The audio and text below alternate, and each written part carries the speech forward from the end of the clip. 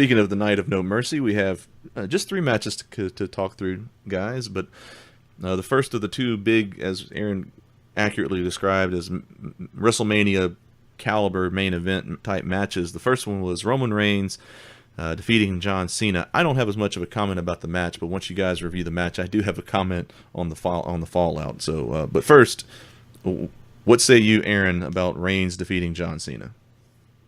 But to me, it felt like going into the match with the build-up and everything. Did y'all just feel like, I don't like either one of these motherfuckers? They're just not, like, just them going back and forth. Like, neither one of these guys particularly likable. And I figured they kind of threw Cena in there to make Reigns look good and maybe actually get some cheers. But they actually started cheering for Cena more than Reigns. And that is quite an accomplishment. The match itself, it was basically a John Cena match, except Roman Reigns was John Cena. He was Super Cena. He kicked out of everything. Yeah. Damn near busted his head on the table. I guess it wasn't a bad match, but yeah, it was like, yeah. I have a hard time getting into a match where I already know the result.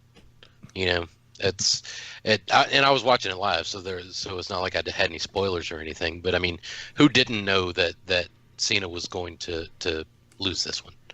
Well, no, it was looking 101. It was like, okay, here's a grizzled vet against a guy that's not a rookie, but I mean, he's not even really an up and comer. He's just a guy they're recycling pretty much in the main spot. And it was like, well, he's gonna win because it makes no sense for Cena to win. That doesn't always. that doesn't always matter. What was this match at SummerSlam that he shouldn't have won?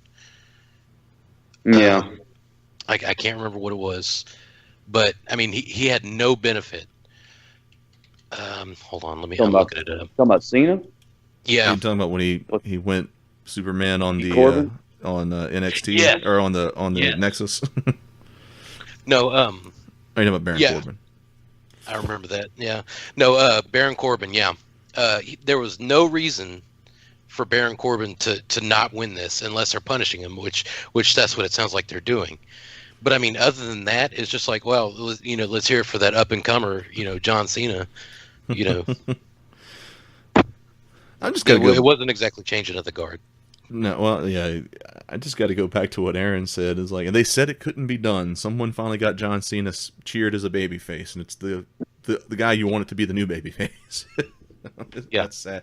Yeah. My reaction to the match, I'm kind of like Mike. I had the same thing when we watched our first episode. Was a review of WrestleMania this year, and it was like so many of these matches I saw the end coming from a mile away, and it's hard for me to get into it when I know what's going to happen, and I'll be dog, it just happened.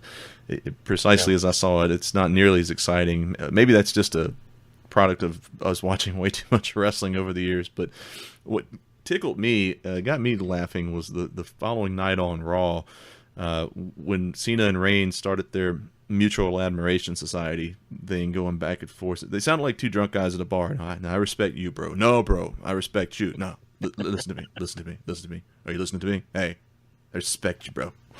That's what I know they didn't do it that way, but that's what I heard as they went through that whole dog and pony show.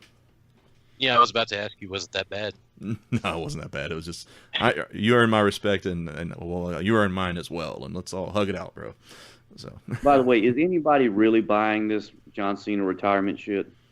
Oh no. He's going to shoot a movie. He's from what I heard, it's the Bumblebee prequel from the Transformers.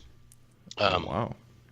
Yeah, that's what I heard anyway. It's and my reaction was that they couldn't afford Mark Wahlberg, so they got a bootleg Mark Wahlberg, John Cena. You got a bigger Bostonian.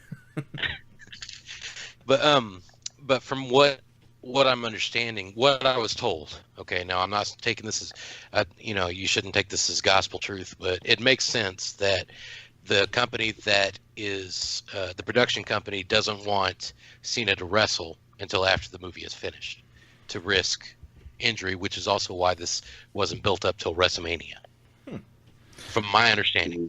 Well, I buy that because those movie companies put a lot of money in these stars and in the production. You don't want some, guy with a broken arm or something. Right. Right. I buy that completely. Yeah. Now, as far as dealing with deadlines and stuff too. Yeah. Now, as far as the match, it was okay. It was basically The Rock and Hogan. Neither one of them are overly talented wrestlers. I do happen to like Roman Reigns though. I do respect his work. I think that if maybe he had started by touring, started at a local independent thing and moved his way up instead of starting right at WWE, then maybe people wouldn't be so quick to boo him. I don't know, and that would fill in a lot of the gaps that he has in his ring work. I would think. Where I thought, and I go back. There was one moment in time where not John Cena, but Reigns was kind of dead in the water. It was at the Royal Rumble a few years ago when Daniel Bryan was still wrestling. Yeah. And they wanted to go with Reigns, but for some reason they booked Daniel Bryan in the Royal Rumble. And he was still very, very, very over with the crowd. Yep. Well, he gets eliminated, and the crowd did not give a shit about anything after that. As a matter of fact, they booed everybody else that was in that ring.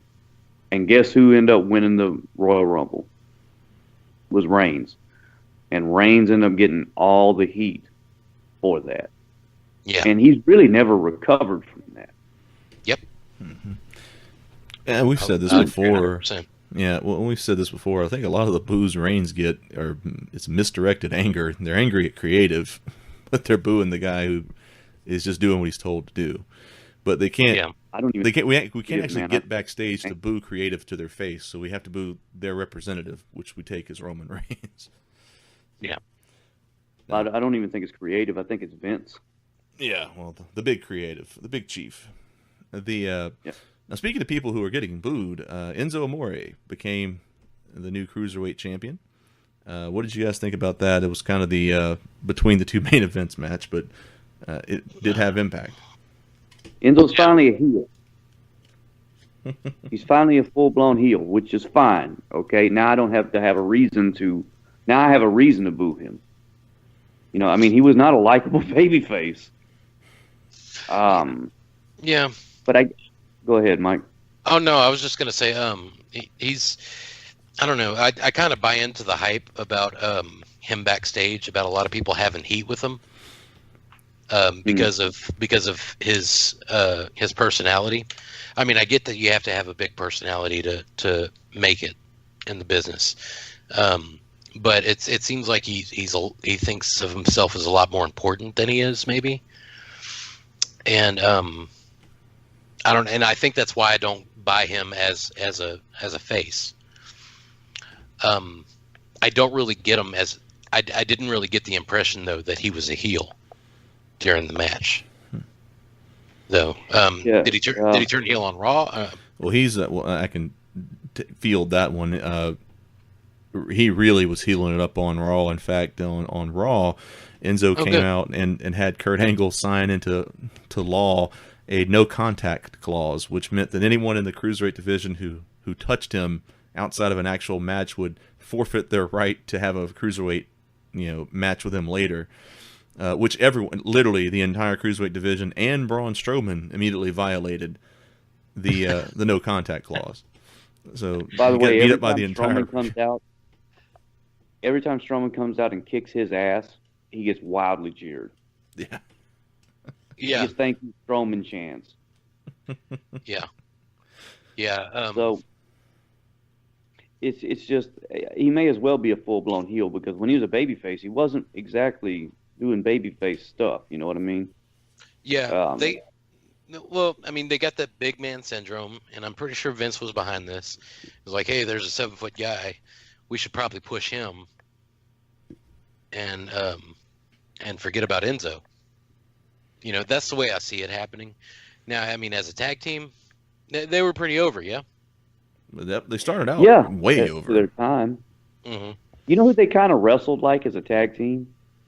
The way the style, in a way, their personalities were like the New Age Outlaws, but their in-ring style was kind of like Crime Time, where Enzo played JTG, who was a guy who could bump around and take a lot of abuse.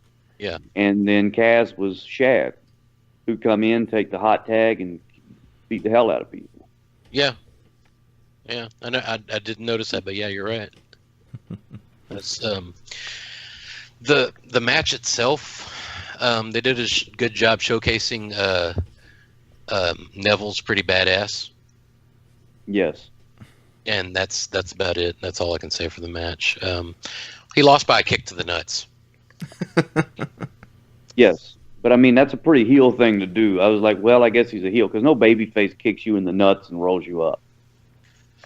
Yeah. I mean, unless you're Ric Flair. But yeah, I agree with you, Mike. I don't think there's anybody, even in the cruiserweight division, that can touch Neville. Not in the ring. No. I mean, look at all you had to do was look at the roster that came out for 205 Live. That stood on the rampway. Just look at them, and then look at Neville when he walks out. And it's just like, well, I mean, Neville, he's in phenomenal shape. He looks like an athlete. And all the other guys, I mean, I'm not saying I'm not a size guy per se, but there is something to at least walking by a gym if you're going to be a wrestler. You know what I mean? Yeah. Because some of those guys, I mean, Rich Swann, he seems to have well, I don't know if he has a decent personality or not. Nobody really cares, but he seems like he's smaller than some of the women. Well, here's my deal with the cruiserweight 205 Live guys when they all came out to beat up Enzo. I was like, I don't know who more than half of these people even are. So I'm kind of curious what they're doing here. Like, but anyway, that's just my 2 cents. Mike, you were speaking. I'm sorry. That's okay. No, I was just gonna say, Rich Swann is pretty great. I'm looking forward to good things from him. Another one, Cedric Alexander. Yeah, I like him. Yeah. It's I don't know. Give the belt to Enzo for a while. You know, let him build up some heat. You know, do the same thing as Miz is doing with the Intercontinental title. Maybe add some prestige to it. I think that's what they're doing, Mike. I think Enzo really got it is because of he's been on the main roster and he's a name. Yeah. So they got to give it to somebody, even though we know who Neville is, but Enzo's fresh off the main roster. Yeah. And maybe it brings some eyeballs to 205 Live.